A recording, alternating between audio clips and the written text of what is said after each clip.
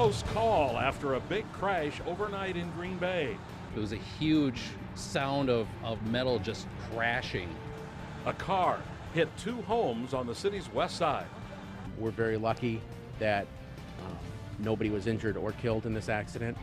And tonight we're hearing from the woman who is in the line of danger. So I was sleeping right here, and this is where the car came up.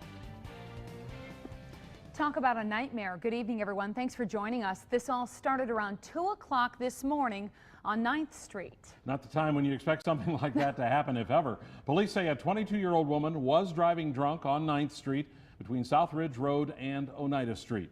But as Fox 11's Bill Miston explains this evening, one homeowner says the result could have been a lot worse. We do make dumb choices when we're young, but this was bad.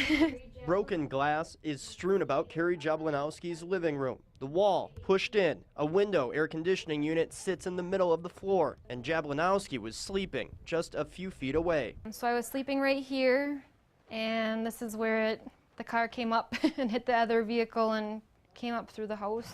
Police say around 2 o'clock Tuesday morning, a black Chevrolet Impala with 4 women inside was speeding eastbound on 9th Street. The car left the road, hit a home, severing the gas meter. The Impala then hit a car in that driveway, careened into the next one, and pushed Jablanowski's Jeep into the room she was sleeping in. It was dark.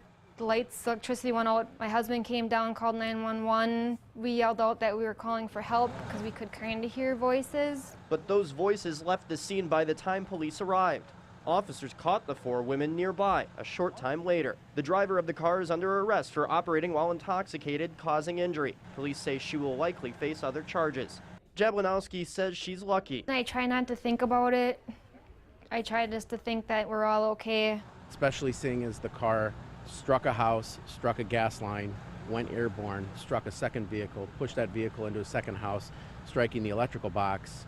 I would say we're very lucky that nobody was injured or killed in this accident. Now it's definitely weird to be in the house seeing what transpired from it. Jablanowski says she hopes people will see the damage and think twice before getting behind the wheel after drinking. People got to realize there are repercussions, and it could have been a lot worse. Even when you think you're safe, sleeping in your own home.